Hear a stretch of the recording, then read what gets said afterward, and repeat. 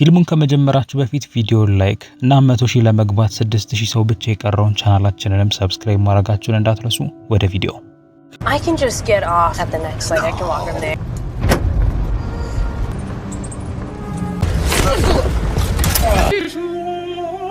ፊልሙ ሲጀምር ክሌርን ያስተዋውቀናል። የ16 ዓመት ልጅ ስትሆን በሃይስኩል እየተማረች የምትገኝና መደበኛ የምትባል አይነት ሴት ትመስላለች። ነገር ግን ማንም የማያውቀው ሌላ ከባድ የሆነ ማንነት ነበራት። ፊልሙም የሚጀምረው በክሌር ትረካ ሲሆን ክሌርም የሚያገኟት ነገሮች በሙሉ የአምላክ እቅድ እንደሆነ ነበር የምታስበው። እናም የተለያየ ሁኔታ ውስጥ በገባችበት ሰዓት ላይ ይህንን ሐሳብ ታስታውስ ነበረ። ክሌር ከዛ በተጨማሪ ከሕፃንነቷ ጀምሮ በተደጋጋሚ ታየው የነበረ አንድ ህልም ነበራት። ይህም ህልም አንድ ሰው ትንሿን ድኩላ አድኖ ሲይዛትና ሲገላት ነበረ። ነገር ግን የራሷን እጅ ስትመለከት በደም ተጨማልቆ የነበረው የራሷ እጅ ነበረ። የዚህም ህልም መደጋገምም ጭንቅላቷ ውስጥ ትልቅ ጥያቄን ይፈጥርባት ነበረ። አሁን ላይም እየኖረች የምትገኘው ትንሽዬዋ ከተማ ውስጥ ከአያቷ ጂጂ ጋር ሲሆን ጂጂም ድሮ ታዋቂ የምትባል ተዋናይ ነበረች። አንድ ቀን ክላሷን ከጨረሰች በኋላ ክሌር በባስ መጠበቂያው ላይ ባስ መጠበቅ ትጀምራለች። በዛን ሰዓት ላይም ሁለት የትምህርት ቤቷ ጓደኞች ወደዚያ ይመጡና ቦርዱ ላይ የተለጠፈውን ማስታወቂያ ያሳዩታል። ይህም ማስታወቂያ ደግሞ በዚህ ዕለት ባሶቹ እንደማይመጡ የሚያሳይ ነበር። ክሌርም ያንን ከተመለከተች በኋላ ቤት ለመድረስ ግዴታ በእግሯ መሄድ እንዳለባት ትገነዘባለች። በእግሯም ልትሄድ ባለችበት ሰዓት ላይ ድንገት አንድ መኪና ወደዚያ ይመጣና ይቆማል። በውስጡም የሚገኘው ሰውም አቅጣጫን ይጠይቃታል። ክሌርም መጀመሪያ ላይ ሰውየው ስላልተመቻት እሱን ለማናገር ታንገራግራለች። በመጨረሻ ግን ገንዘብ ሊሰጣትና ታማኝ ሰው መሆኑን ደግሞ ለማሳየት የልጆቹን ፎቶም ያሳያታል። አቅጣጫ ስትጠቁመው እሱ ደግሞ በምላሹ ቤቷን ሊያደርሳት ይስማሙና አንድ ላይ ጉዞ ይጀምራሉ። ይሁን እንጂ ክሌር ወደ መኪና ውስጥ ከገባች በኋላ መኪናው ውስጡ ምን ያክል ቆሻሻ እንደሆነ ትመለከታለች። በድንገትም ከሰውየው ኪስ ውስጥ ስልክ መጥራት ይጀምራል። ነገር ግን መጀመሪያ ላይ ስልኩ እንደዘጋበት ነበር ነግሯት የነበረው። ይባስ ብሎ ደግሞ የመኪናውን በሮች እንዳለ ይቆልፋቸዋል። ይህም ክሌር ተጠራጣሪ መሆን እንድትጀምር ያደርጋታል። ከዚያም ቀጣዩ ጋር እንደምትወርድ ትነግሯለች።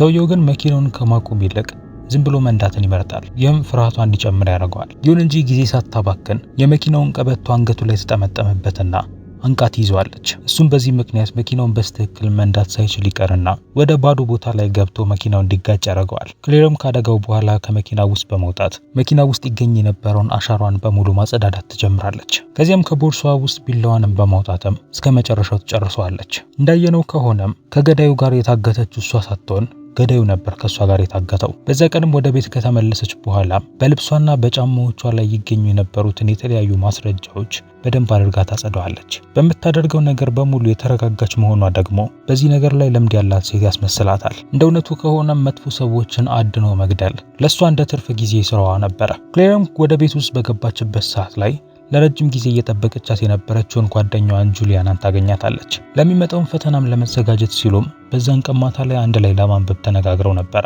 ይሁን እንጂ ክሌር ግን አርፍዳን የመጣችው። ጁሊያናም ክሌር የት እንደነበረችና ለምን እንዳረፈደች በምትጠይቃት ሰዓት ላይ ክሌር በሚገናኙበት ካፌ ውስጥ ጁሊያናን እየጠበቀቻት እንደነበር ትናገራለች። ቴክስት ልታረግላት ያልቻለችው ደግሞ ስልኳን ባትሪው አልቆ እንደነበረም ትነግራታለች። ቀኑም ስለመሸም ጁሊያና አብራቸው ራት ከተመገበች በኋላ ወደ ቤት ለመሄድ ትወስናለች። ይሁን እንጂ ከመሄዷ በፊት ግን ያ የሚገናኙበት ካፌ ባልታወቀ ምክንያት ዛሬ ዝግ እንደነበረ ትነግራታለች። ስለዚህም ክሌር እየዋሸች እንደሆነ ታውቃለች። ክሌርም ልክ ወደ ክፍሏ በገባችበት ሰዓት ላይ የሆነ ሰው እዛ እንዳለ ታስባለች። ነገር ግን ይሄ እንደሚታሰበው አይነት ሰው ሳይሆን ቦብ የተባለ መንፈስ ነበረ።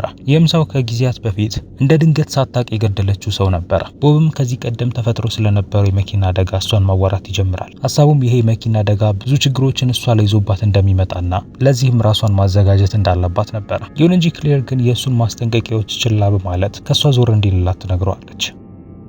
በቀጣዩ ቀን በትምህርት ቤት ውስጥም የክሌር ጓደኞች የሆኑት አሚዲና ጁሊያና ቴሪሳ ሆምስ ስለተባለችው ሴት ማውራት ይጀምራሉ። እሷም በትምህርት ቤታቸው ተማሪ የነበረች ሲሆን ያለፈው ዓመትም በሚስጥራዊ መንገድ ነበር የጠፋችው። በእሷ መጥፋትም የተጠረጠረው ሰው ሁልጊዜ ተመሳሳይ የሆነ የማታለያ መንገድን እንደሚጠቀምም ይናገራሉ። ሴቶቹም እንዲያምኑት የልጆቹን ፎቶ ያሳያቸውና አቅጣጫ ጠይቋቸው ወደ መኪና ውስጥ ያስገባቸዋል። በዚህ መልኩም አግቶም ይወስዳቸዋል። ከዛ ጊዜ በኋላም የታገቱት ልጆች ድጋሚ ታይቶ አይታወቁም። ክሌርም ይህንን ከሰማች በኋላ ምናልባት በትላንትናው ዕለት የገደለችው ሰው ቴሪሳንም ያገታት ተመሳሳይ ሰው እንደሆነ ማሰብ ትጀምራለች። በቀጣዩ ትዕይንት ላይ ፖሊሱ ቲመንስ ወደዛ ትምህርት ቤት አንዳንድ ምርመራዎችን ለማድረግ ሲል ይመጣል። ክሌርም በትላንትናው ዕለት ከቀኑ 8 ሰዓት ጀምሮ እስከ ማታው 2 ሰዓት ድረስ የት እንደነበረች ይጠይቃታል። አይምሯን በዚህን ሰዓት ላይ መጨናነቅ ይጀምራል። ለዚህም ጥያቄም የተዘጋጀችበት አትመስልም። ይሁን እንጂ ወዲያውኑ አዲስ የሆነ የውሸት ታሪክን በመፍጠር ትነግረዋለች። ይሄ ግን ፖሊሱ እሷን ከመጠርጠር ወደ ኋላ እንዲል የሚያደርገው አልነበረም። ይሁን እንጂ ተጨባጭ የሆነ ማስረጃ በእሷ ላይ ስለሌለው እሷን ጥፋተኛ ማድረግ አይችልም። እሷም ወደ ቤት በምትመለስበት ሰዓት ላይ ድንገት መንገዷ ላይ ዌድን ታገኘዋለች። እሱም የቅርብ ጓደኛዋ የሆነችው የአሚዲ የድሮ ፍቅረኛ ነበረ። ወደ ቤት ልሸኝሽም ካላት በኋላም ወደ መኪና ውስጥ ያስገባትና በዛን ቀን ማታም በሱ ቤት ድግስ ስላለ እንድትመጣ ይነግራታል። መጀመሪያ ላይም ክሌር ከሱ ጋር ለመሄድ ፈቃደኛ አልነበረችም። ይሁን እንጂ ይህንን እንድታደርግ የገፋፋት ከሷ ጋር አብሮ የነበረው መንፈሱ ቦብ ነበረ። ክሌርም በዛን ቀን ማታ ላይ በተደረገው ድግስ በመደርስበት ሰዓት የሁሉም የቅርብ ጓደኛ የነበረውን ሄልጋን ታገኘዋለች። እሱም በዛ የነበሩትን ሰዎች በሙሉ ፎቶ እያነሳም ነበረ። ክሌርም እዛ ከገባች በኋላም ከሄልጋና ከጓደኞቿ ጋር ጥሩ የሚባል ጊዜን ታሳልፋለች። የሆነ ሰዓት ላይ እሷና ሄልጋም በጣም ተቀራርበው ነበረ። ዌድም ይህንን ከተመለከተም በኋላም በእነሱ ደስተኛ የሆነ አይመስልም። ከትንሽ ቆይታ በኋላም ክሌር መታጠቢያ ቤቱን ለመጠቀም ስትል ወደ ላይ ትወጣለች። ነገር ግን ልክ እሷ እዛ በደረሰችበት ሰዓት ላይ ፖሊሶች ወደዛ ይመጣሉ። ፖሊሶቹንም ወደዚያ ያስመጣቸውም ጎረቤቶቻቸው በድምፁ ተረብሸው በመጠቆማቸው ምክንያት ነበር። ወጣቶቹ ሁሉም ደንግጠውም ከቦታው ይበተናሉ። በዚህም ሰዓትም በላይኛው ክፍል የነበረችው ክሌር ለመደበቅ ስትል ወደ አንደኛው ክፍል ውስጥ ትገባለች። እዛም በተደበቀችበት ሰዓት ላይ ግን ድንገት ጠረጴዛው ላይ ተቀምጦ የነበረን ፎቶን ሳታስበው ትጥለዋለች። የተበተኑትን ፎቶዎች በምትሰበስብበት ሰዓት ላይ በከባዱ አደንዛዥ ዕፅ የተጠቀሙና ከዚህ በፊት የጠፉትን ተማሪዎችን ፎቶ ትመለከታለች። በቅርበትም ሁሉንም ፎቶዎች ካየች በኋላ ከመሃል የምትገኘው ሴት ቴሪሳ እንደሆነች ትገነዘባለች። ከዓመት በፊትም የጠፋችው ተማሪ እሷ ነበረች። ክሌርም ይህን ከተመለከተች በኋላ ምናልባት ከአጋቾቹ ጋር ዌድ ግንኙነት እንዳለው ማሰብ ትጀምራለች። ልክ በዛን ሰዓት ላይም ዌድም ወደዛ ክፍል ውስጥ ይገባና ተጠራጥሮ ምን እየሰራች እንደሆነ ይጠይቃታል። ክሌርም ወዲያውኑ ከፖሊሶቹ ለመደበቅ ስትል እዚህ እንደገባች ትነግረዋለች። ከዚያም ዌድ ሲጋራውን ቢሰጣትም ነገር ግን ሳትቀበለው ወደ ቤቷ ትሄዳለች። በቀጣዩ ቀን ክሌርና አሚዲ በትምህርት ቤት ውስጥ ለሚሰራው ቲያትር አንድ ላይ ይመዘገባሉ። በዛን ሰዓት ላይም ክሌር አሚዲን ዌድ የተለየና የሚቆጣ ባህሪ ካለው በሚል ትጠይቃታለች። አሚዲ ግን ይህንን ጥያቄ ከመመለስ ይልቅ በትላንትናው ዕለት ወደ ቀድሞ ፍቅረኛዋ ድግስ ብቻዋን በመሄዷ መናደዷን ትነግራታለች። በቀጣይ ክሌር አንዳንድ ሪሰርቾችን ለማድረግ ስትል ወደ ቤቷ ገብታ በኮምፒውተሯ መጠቀም ትጀምራለች። በዛን ሰዓት ላይም በዚሁ ዓመት ውስጥ በብዛት የሚቆጠሩ ትናንሽ ሴቶች መታገታቸውን ትገነዘባለች። የሚገርመው ደግሞ አንዳቸውም እንኳን ድጋሚ አልተገኙም። ከዚያም በቀጣዩ ቀን ክሌር ወደ ጓደኛዋ ጁሊያና ጋር በመሄድ ስለተመለከተችው ነገር ትነግራታለች። በዌድ የመኝታ ክፍል ውስጥም ራሳቸውን የሳቱና የጠፉ ሴቶች ፎቶዎችን እንዳገኘች ትነግራታለች። ይሁን እንጂ ጁሊያና ግን ልታምናት ፈቃደኛ አልነበረችም። ምክንያቱም እሱ መጠጥም አይጠጣም እና ማደንዛዥ ዕፅም አይጠቀምም ነበረ። ስለዚህም እንደዛ አይነት ፎቶዎች በሱ ቤት ውስጥ ይገኛል ብላ ማመን አልቻለችም። ይልቁኑ ክሌርን ተጠያቂ በማድረግ እሷ ብቻዋን ወደ ዌድ ድግስ የሄደችው ከሱ ጋር ለመተኛት አስባ እንደሆነ ትነግራታለች። ክሌርም ይህን ከሰማች በኋላም ተናዳ ከዛ ትሄዳለች። ሁለቱም ሀሳባቸው እርስ በራሳቸው ጉዳት ውስጥ እንዳይገቡ ቢሆንም ነገር ግን አንዳቸውም አንዳቸውን ሊያስጠነቅቁ አልቻሉም። በቀጣይ በትምህርት ቤት ውስጥ ክሌር ያንን ፖሊስ ድጋሚ ትመለከተዋለች። ድጋሚም እንዳያዋራት ለማድረግ ስትለም ከሱ መሸሽ ትጀምረና ድንገት ወደ ቲያትር ቤት ውስጥ ትገባለች። በዛን ሰዓት ላይም የትምህርት ቤቱ የቲያትር አሰልጣኝ የሆነውን ሚስተር ኤድዋርድን ታገኘዋለች። በዛን ሰዓት ላይም በሚያስገርማት መልኩ ኤድዋርድ የቲያትሩን የወንድ ገጸ ባህሪውን ሊሰጣት ይወስናል። ያም ገጸ ባህሪ ደግሞ የጓደኛዋ አሚዲ ጠላት ነበረ። ክሌርም ሳታመነታ ገጸ ባህሪውን ትቀበላለች። ይሁን እንጂ ፖሊሱ ቲመንስ ግን አሁንም ውጪ ላይ ነበረ። የተዘጋውንም በር መደብደቡን ቀጥሏል። ክሌርም ከህንፃው በሌላኛው በኩል ለመውጣት ብትሞክርም በመጨረሻ ግን በዛው በኩል ይዛታል። በቀጣይም ከዚህ በፊት በነበረችበት በዲኑ ክፍል ውስጥ አስገብቶም ለሷ ጥያቄ ማቅረብ ይጀምራል። ወንጀሉን በተፈጸመበት ሰዓት ላይ በዛ ቦታ የነበሩ ሰዎች የሷን አይነት የፀጉር ቀለም ያላት ሴት በባሱ ማቆሚያ ላይ ተመልክተው እንደነበረ ተናግረዋል። ክሌርም በዛ ቢጠረጥራትም ነገር ግን እሷ በባሱ መጠበቂያ ላይ እንደነበረችና ነገር ግን ወደሷ የመጣ ምንም አይነት ሰው እንዳልነበረ ትናገራለች። ይሁን እንጂ ቲመንስ በምትናገረው ነገር ላይ የ3 ሰዓት ክፍተት እንዳለ ይገነዘባል። ይህም ደግሞ እንደዋሸች ማረጋገጫ ነው። ይሁን እንጂ እሷን ለማሰር የሚያበቃ ትክክለኛ ማስረጃ ስላልነበረው ማስጠንቀቂያ ብቻ ሰጥቷት ከዛ እንድትሄድ ይፈቅድላታል። በዛም ቀን ክሌር ወደ ቤቷ ከደረሰች በኋላም በዌድ ክፍል ውስጥ በሚገኙት በእነዚህ የሴቶች ፎቶዎች ላይ ምርመራዋን ማድረግ ትጀምራለች። እነዛ ፎቶዎችም እሱ ቤት እንዴት ሊገኙ እንደቻሉም ትልቅ ጥያቄን ፈጥሮባታል። ይህም ጭንቀቷ ሲባባስባትም በመጨረሻ ጭንቀት ማስወገጃ መድኃኒት ትጠቀምና ራሷንም በጣም ያነቃቃታል። ይህም በመጨረሻም ይህንን ጥያቄ ወዲያውኑ መፍታት እንዳለባት እንዲሰማት ያደርጋትና የመንፈሱንም ቦብ ምክር በመስማት መረጃዎችን ለማግኘት ስትል ወደ ተተወው ቤት ውስጥ ትገባለች። ወደ ውስጥም በገባችበት ሰዓት ላይ ካሜራ እና የተለያዩ ፎቶዎች ይገኙ ነበረ። ከፎቶዎቹ መካከል ደግሞ የሷን ፎቶ አንዱ ነበር። የሷንም ፎቶ ስትመለከተም ሄልጋ በድግሱ ላይ ያነሳት ፎቶ እንደሆነ ትገነዘባለች። ይህም ደግሞ ዌድና ሄልጋን መጠርጠሯን እንድትቀጥል ያደርጋታል። የጁሊያናንም ፎቶም ከተመለከተች በኋላም ሁለቱ አንድ ላይ በመሆን ከባድ የወንጀል ስራን ጀምረው እንደሆነ ትገነዘባለች። በቀጣዩ ቀን በቲያትር ቤት ውስጥ ገጸ ባህሪያቸውን ተለማምደው ከጨረሱ በኋላ ሄልጋ ድንገት እሷን ለማዋራት ወደ እሷ ጋር ይመጣል። ይሁን እንጂ እሷ ግን እሱን ከማዋራት ይልቅ በቦክስ መጥተው ከዛ ትሄዳለች። ሄልጋም ሊያስቆማት ቢሞክርም ነገር ግን እንዳይከተላት ከነገረችው በኋላ ከዛ ትሄዳለች። ቤቷን በምትደርስበት ሰዓት ላይ ግን የጁሊያናን መጥፋት ዜና ትሰማለች።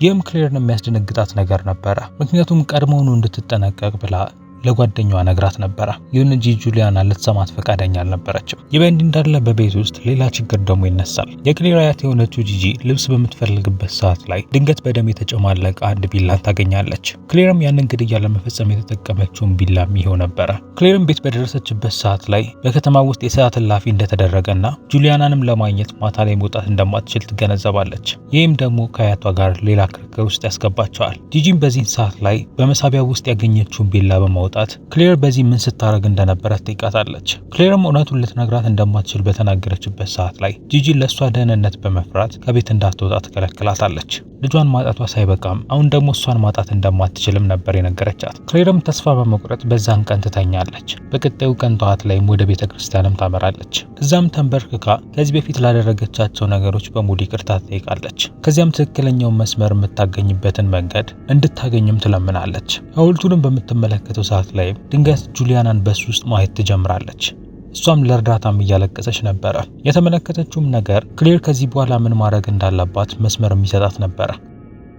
ስለዚህም በዛን ቀን ማታ ላይ ክሌር ወደ ሄልጋ ቤት በድብቅ በመግባት አንገቱ ላይ ቢላውን ትይዝበታለች። ከዚያም እነዚህን ፎቶዎች እንዲያነሳ የሚያዘው ማን እንደሆነና በዛ ባዶ ክፍል ውስጥም እሱ የሚያነሳው ፎቶዎች ለምን ሊገኙ እንደቻሉ ትጠይቀዋለች።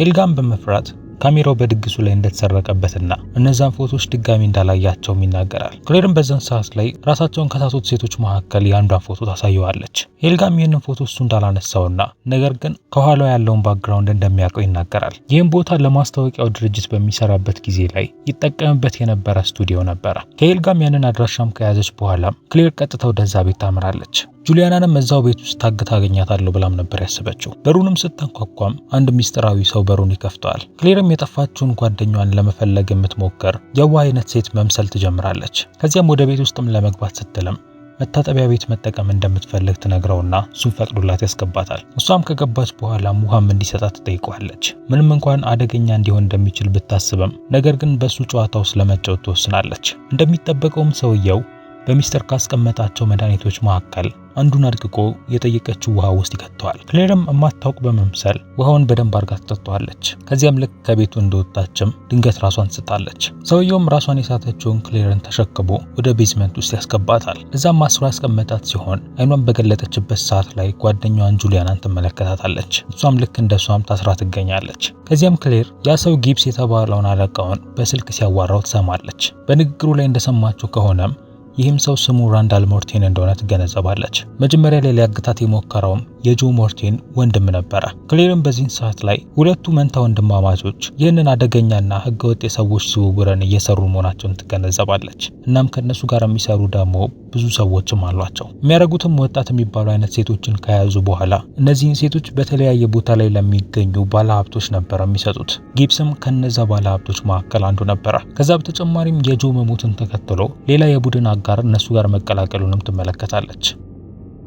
ራንዳልም በስልኩ በተቃራኒ በኩል ለነበረው ሰው ሁለቱን ሴቶች የሚወስዱላቸውን መኪና እንዲልክላቸው ይናገርና ስልኩን ይዘጋዋል። ያን መኪናም ይደርሳል ብለው የሚያስቡትም በአንድ ሰዓት ውስጥ ነበረ። ራንዳልም ትኩረቱ እሷ ላይ ባልነበረበት ሰዓት ላይ ክሌር ከታሰረችበት ራሷን ነጻ ታደርጋለች። ከዚያም በቅርቧ በነበረው ሰው ኪስ ውስጥ የነበረውን መቀስ ከተመለከተች በኋላ ልክ እሱ ወደ እሷ ጋር ሲቀርብ መቀሱን ከኪሱ አውጥታ ትወገዋለች። ከዚያም ከሌሎቹ ጠባቂዎች ጋርም እንደዛው ከባድ ፍልሚያን ታደርጋለች። በመጨረሻም ክሌር ሽጉጡን የመያዝ እድል ታገኝና ያንንም ራንዳል ላይ ትደቅናለች።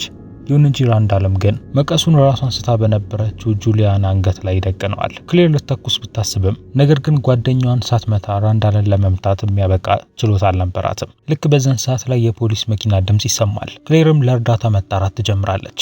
ይሁን እንጂ ልክ የፖሊስ ኦፊሰር ወደዛ ውስጥ በገባበት ሰዓት ላይ የነበራት ተስፋ በሙሉ ይጠፋል። ምክንያቱም ይሄ ፖሊሱ ቲመንስ ነበረ። እናም በዚህ የህገወጥ ሰዎች ዝውውር ውስጥም እሱም አንደኛው ተሳታፊ ነበረ። በዚህ ከባድ ሁኔታ ውስጥም ራንዳል መበሳጨትና ጁሊያናንም ለመውጋትም ይደረሳል። ይሁን እንጂ ያን ከማድረጉ በፊት ክሌር ትከሻው ላይ ተተኩስበታለች። ይህም ከደቂቃዎች በኋላ ራሱን እንዲስት ያደርገዋል።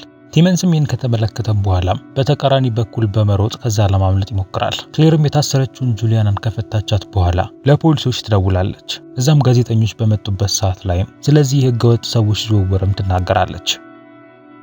ይሁን እንጂ ክሌር ወደ ቤቷ በተመለሰችበት ሰዓት ላይ ያልጠበቀችው ከባድ ነገር ነበር የጠበቃት። ምክንያቱም ፖሊሱ ቲመንስ በሷ ቤት ውስጥ ነበር እየጠበቃት የነበረው። ይባስ ብሎ ደግሞ የምትወዳትን አያቷን ገሎባታል። ከዚህ በኋላም እነሱን ማሳደዷን ትታ ከነሱ ጋር አብራ እንድትሰራም ይጠይቃታል። ጆ ሞርቲንንና ድንገት የገደለችውን ቦብንም የገደለችው እሷ እንደሆነች እንደሚያውቅም ይነግራታል። ክሌርም በጣም በመናደድ አንድና አንድ የነበራትንና የምትወደውን ነገር እንደወሰደባት ትነግረዋለች። ከዚያም በኪችሉ ውስጥ ያገኘችው ዕቃን በመጠቀምም እሱን ለመምታት ትሞክራለች። ይሁን እንጂ ቲመንም ግን ችል ይላትና በሁለቱ መካከል ድብድብ ይጀምራል። ቲመንም በመጨረሻም ይይዛትና ከመታት በኋላ አንቋት ወደ ውሃው ውስጥ ይከታታል። እዛ ውስጥም ሰምጣ እንደሞተችም ካሰብም በኋላም ከዛ ለመሄድ ይወስናል። ይሁን እንጂ ድንገት ግን ክሌር ልክ እንደ መንፈስ ከውሃው ውስጥ ትወጣና ከኋላው መታ ትገድለዋለች። የከባድ ሁኔታን ከተረጋጋ በኋላና ነገሮች ወደ መደበኛው ሁኔታ ከተቀየሩ በኋላ ጁሊያናም ወደ ትምህርት ቤት ትመለሳለች። ክሌርም በትምህርት ቤት ውስጥ ለሚያሳዩት ቲያትር ራሷን በምታዘጋጅበት ሰዓት ላይ መንፈሱ ቦብ ለአንዴና ለመጨረሻ ጊዜ ሊጎበኛት ይወስናል። እሷም አያቷ ጂጂ እንደሞተች ትነግረዋለች። ቦብም ያንን ቀድሞ ነው እንደሚያውቅና አያቷ ጂጂም በደስታ ከገነት ሆና እየተመለከተቻት እንደሆነ ይነግራታል። ቦብ ከዛ በተጨማሪ አንድ ከባድ ነገር ነግሯት ይሄዳል። የዚህ ከተማ ሚስጥራዊ ስራ እንዳላበቃና አንድ የመጨረሻ የሚቀራት ስራ እንዳለም ይነግራታል። ከመሰወሩ በፊትም አንድ ሚስጥራዊ ኮድን ይነግራታል። ክሌርም ከደቂቃዎች በኋላ የነገራት ኮድ ከጎኗ የነበረው የአሚዲ ስልክ ኮድ እንደሆነ ትገነዘብና ኮዱን ተጠቅማ ትከፍቷለች። ከዚያም በሜሴጁ ላይም የሚያስደነግጣትን ነገር ትገነዘባለች። ይህም ራንዳል ያሳተፈው ሌላኛው የቡድናቸው አባል የራሷ ጓደኛ የነበረችው አሚዲ እንደነበረች ነው። አሚዲም እስካሁን ድረስ ለሀብታሙ ጊብስ እየሰራችለት ነበረ። ክሌርም በዛ በጣም በመናደድ ወደ ስቴጁ መውጣት ትጀምራለች። ለትወናው ተሰጥቷት የነበረውን ዶምዳማ ቢላንም በማስቀመጥ የራሷንና ስለታማ የሆነውን ቢላ በመያዝ ወደ ስቴጁ ትወጣለች። መጋረጃው ተከፍቶም ቲያትሩ ሲጀመር ክሌር ቀጥታ ወደ ስቴጁ ትወጣለች። ቀዩ መብራትም ፊቷ ላይ ያበራባት በንዴት የተሞሉትን አይኖቿን ያሳየናል። መልእክቱም ግልጽ ነው። በኦክ ስትሪት ውስጥ የቀረችውን የመጨረሻ ወንጀለኛን ለመግደል ራሷን አዘጋጅታለች። ልክ እዚህ ጋርም ፊልሙም ያበቃል። ፊልሙ ከተመቻችሁ ቪዲዮውን ላይክ እና ቻናሉን ደግሞ ሰብስክራይብ ማድረጋችሁን እንዳትረሱ። በሌላ ቪዲዮ እስክንገናኝ ድረስ ግን ቻው።